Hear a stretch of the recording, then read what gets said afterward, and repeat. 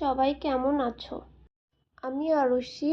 আমি আজকে আবারও নিয়ে চলে এসেছি আরেকটা রান্নার ভিডিও শুরুতে দেখলে একটা খরগোশ, হ্যাঁ ওকে আমরা ভালোবেসে সোনু বলে ডাকি।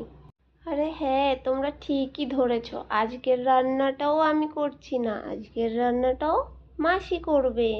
এবার অনেকেই বলবে, নিজে যখন রান্না করে না ভিডিও কেন ছাড়ে? আরে রান্না করি না দেখে ভিডিও আমি ছাড়বো না, এটা কেমন কথা? চলো বেশি কথা না বলে এবার বলি এটা কি হবে। জানি জানি তোমরা দেখে বুঝেই গেছো এটা কি হতে চলেছে। আরে হ্যাঁ, এটা চিলি চিকেনই হবে। তো চলো দেখো এবার মাসি কি করে রান্না করে। এটা কম বেশি সবাই পারে, তো তাও বসে থেকে কি করব, তাই একটুখানি ভিডিও করেই নিলাম। তো মাসি আগে এখানে সব কেটে একবারে গুছিয়ে নিচ্ছে, তোমরা তো দেখতেই পেলে কি কি কেটেছে, কি কি গুছিয়ে নিয়েছে। এবার আগে থেকে ভালো করে ধুয়ে রাখা মাংসটাকে মাসি মশলা দিয়ে মাখাবে, যেটা দিতে হয় লবণ, লঙ্কার গুঁড়ো, ধনে গুঁড়ো, আর হচ্ছে তোমার জিরের গুঁড়ো। তো এইসব দেওয়ার পর মাসি দিয়েছিল একটুখানি হলুদ। হলুদটা দিলেও হয় না দিলেও হয়, আমাদের ভালো লেগেছে তাই দিয়ে দিয়েছে মাসি। আর দিয়েছিল আদা রসুন বাটা। এইবারে সব দিয়ে মাসি এটাকে ভালো করে মাখিয়ে নেবে। মাখিয়ে নিয়ে কিছুক্ষণ রেখে দিয়ে তারপর মাসি এর ভেতর দিয়ে দেবে একে একে ডিম আর কর্নফ্লাওয়ার।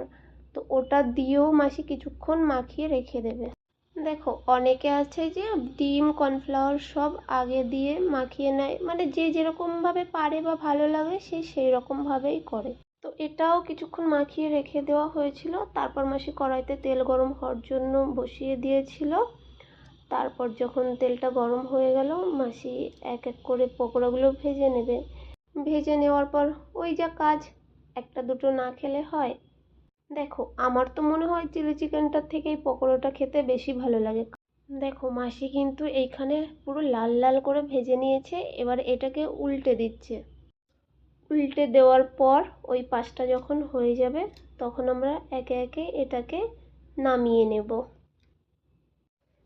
এটা পুরো সবটা নামিয়ে নেওয়ার পর বাকি যেটা আরও রয়েছে, একবারে তো দেওয়া যায়নি কেননা ধরেনি, আর বাকি যেটা রয়েছে এবার ওটাকেও দিয়ে দেব, দিয়ে ভালো করে ভেজে নেব।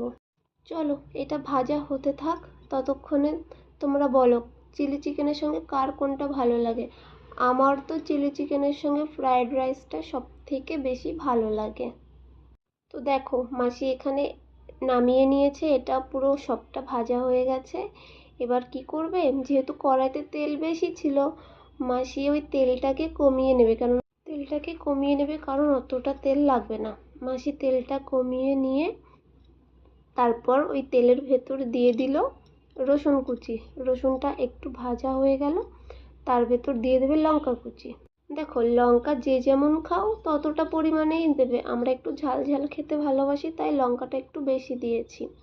তো লঙ্কা রসুনটা একটু ভেজে নেওয়ার পর ওর ভেতর দিয়ে দিয়েছে পেঁয়াজ।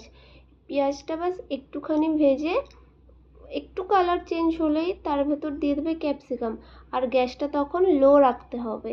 এটাকেও মাসি একটুখানি নাড়িয়ে চাড়িয়ে নেবে, বেশি না বাস একটুখানি। এটা যখন একটু ভাজা ভাজা হয়ে যাবে তখন মাসি এর ভেতর দিয়ে দেবে একে একে লঙ্কা গুঁড়ো আর হলুদ গুঁড়ো। ওই যে বললাম হলুদটা দিলেও হয় না দিলেও হয়, যার ভালো লাগে সে দেয়, যার ভালো লাগে না সে দেয় না। সবটা দিয়ে আবার আর একটুখানি নাড়িয়ে চাড়িয়ে নেব। নাড়িয়ে চাড়িয়ে নেওয়ার পর এবার দিয়ে দেবো একে একে সয়া সস আর টমেটো সস।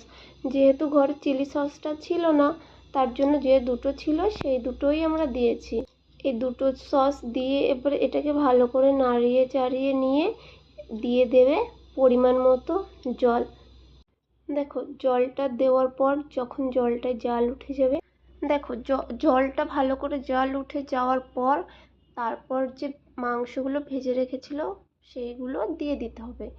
দেওয়ার পর একটু ভালো করে নাড়িয়ে চাড়িয়ে নিতে হবে। নাড়িয়ে চাড়িয়ে নেওয়ার পর ওটাকে লো ফ্লেম করে একটু ঢেকে রেখে দিতে হবে। তারপর ওই নামানোর একটু আগে ঠান্ডা জলে গুলে কর্নফ্লাওয়ারটা সেই চিকেনটাই দিয়ে দিতে হবে। দেওয়ার পর রেডি আমাদের চিলি চিকেন। তো আজকের রান্নাটা কেমন লেগেছে অবশ্যই জানাবে। আবার দেখা হবে অন্য ভিডিওতে। বাই।